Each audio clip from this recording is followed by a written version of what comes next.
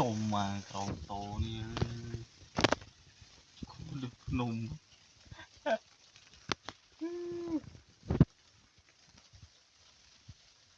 trời mai á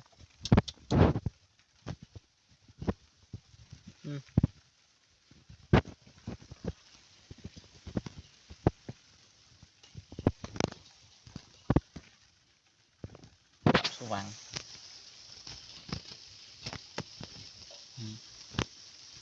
trời mai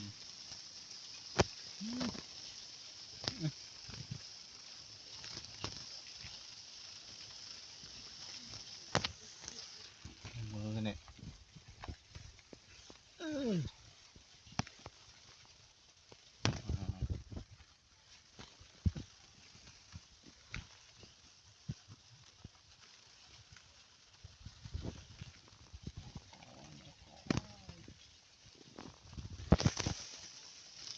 trời mày đó có ơi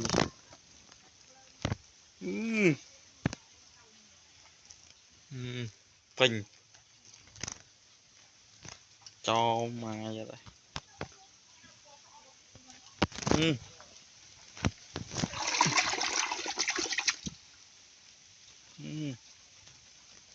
đó có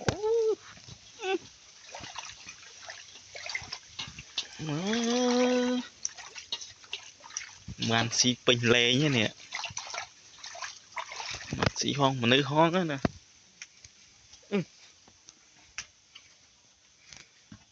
pin tên ngay wow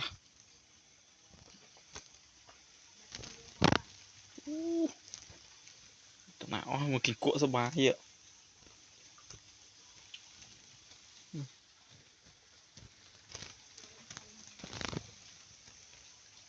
mai cọ con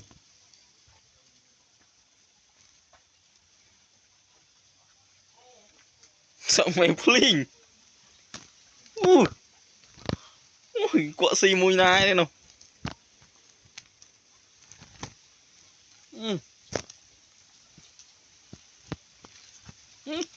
không chưa nha